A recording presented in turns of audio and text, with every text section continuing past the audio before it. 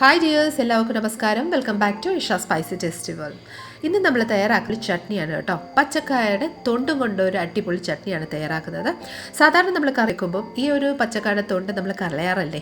അപ്പോൾ നമ്മൾ ഇന്ന് ഒരു അടിപൊളി ചട്നിയാണ് നമ്മൾ തയ്യാറാക്കുന്നത്. അപ്പോൾ തീർച്ചയായിട്ടും ഈ റെസിപ്പി നിങ്ങൾക്ക് എല്ലാവർക്കും ഇഷ്ടപ്പെടുന്നതായിരിക്കും. സോ റെസിപ്പി എല്ലാം സ്കിപ്പ് ചെയ്ത് കണ്ടുള്ളൂ. കണ്ടതിന് ശേഷം നിങ്ങളുടെ ഫീഡ്ബാക്ക് എന്നിൽ അറിയിക്കാൻ മറക്കല്ലേ. അപ്പോൾ പെട്ടെന്ന് തന്നെ നമുക്ക് ഈ ഒരു അടിപൊളി പച്ചക്കായയുടെ തൊളിയും കൊണ്ട് ഒരു അടിപൊളി ചട്നി എങ്ങനെ തയ്യാറാക്കുന്നത് നോക്കിയിട്ട് വരാം കേട്ടോ.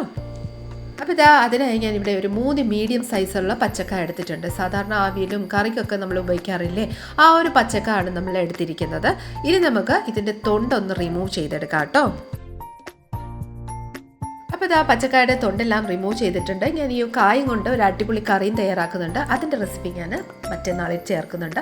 തീർച്ചയായിട്ടും എല്ലാവരും കാണണം കേട്ടോ. അപ്പോൾ നമ്മുടെ തൊണ്ടെല്ലാം റിമൂവ് ചെയ്തെടുത്തിട്ടുണ്ട്. അപ്പോൾ നമ്മുടെ പച്ചക്കായുടെ സ്കിന്നെല്ലാം റിമൂവ് ചെയ്തത് ഇതുപോലെ എടുത്തിട്ടുണ്ട് കേട്ടോ. അപ്പോൾ അധികം ബ്ലാക്ക് മാർക്ക് ഉള്ളത് ഞാൻ കളഞ്ഞിട്ടുണ്ട്. ഫ്രഷ് ആയിട്ടുള്ളത് നമ്മൾ ബ്ലാക്ക് മാർക്ക് ഒന്നും ഇല്ലാത്തതാണ് എടുത്തിരിക്കുന്നത്. അതൊരു ബൗളിലോട്ട് ചേർത്തതിന് ശേഷം നേക്കെ ഒന്ന് വെള്ളം ചേർത്തിട്ടുണ്ട്. ഇനി സ്റ്റൗ ഓൺ ചെയ്തിട്ട് ഇത് നന്നായിട്ടൊന്ന് കുക്കാവാൻ വേണ്ടിയിട്ട് വെയിറ്റ് ചെയ്യാം. നമ്മൾ ഇതുപോലെ കുക്ക് ചെയ്യുമ്പം അതിൻ്റെ ആ ഒരു കമർപ്പും ആ ഒരു ചുവയെല്ലാം മാറിക്കിട്ടും കേട്ടോ. അപ്പോൾ നന്നായിട്ട് ഒന്ന് ബോയിലായി വന്നിട്ടുണ്ട്. ഒരു ഫോർക്ക് വെച്ചോ അല്ലെങ്കിൽ നൈഫ് വെച്ച് ജസ്റ്റ് ഒന്ന് പ്രിക്ക് ചെയ്ത് നോക്കിക്കോളൂ നന്നായിട്ട് വെന്തിട്ടുണ്ട്. നോക്കിക്കോളൂ. അപ്പോൾ കാണുമ്പോൾ തന്നെ മനസ്സിലായില്ലേ, നന്നായിട്ടൊന്ന് കുക്കായിട്ടുണ്ട്. ഇനി നമുക്ക് ഈ ഒരു വെള്ളത്തിൽ നിന്ന് നമ്മുടെ ഈ ഒരു സ്കിൻസ് എല്ലാം ഒന്ന് മാറ്റിയെടുക്കാം. അപ്പോൾ വെള്ളമെല്ലാം സ്ട്രെയിൻ ചെയ്ത് നമ്മുടെ സ്കിൻ ഒരു പ്ലേറ്റിലോട്ട് എടുത്തിട്ടുണ്ട്. നന്നായിട്ട് തണുക്കാൻ വേണ്ടിയിട്ട് വെച്ച് കൊടുക്കാം. നന്നായിട്ടൊന്ന് തണുത്തതിന് ശേഷം നമുക്കിതൊന്ന് അരച്ചെടുക്കാം. അതിനായിട്ട് ഒരു മിക്സി ജാറിലോട്ട് നമ്മുടെ ഈ ഒരു സ്കിൻസ് എല്ലാം ചേർത്ത് കൊടുക്കാം. ഇനിയും എരിവിനനുസരിച്ച് 3-4 പച്ചമുളകും ഒരു 2-3-4 വെളുത്തുള്ളിയും കൂടെ ആഡ് ചെയ്ത് കൊടുക്കാം. ഇതിലോട്ട് ഒരു 1/4 ടീസ്പൂണ് നമ്മുടെ ജീരകം ആഡ് ചെയ്ത് കൊടുക്കാം, സാദാ ജീരകം.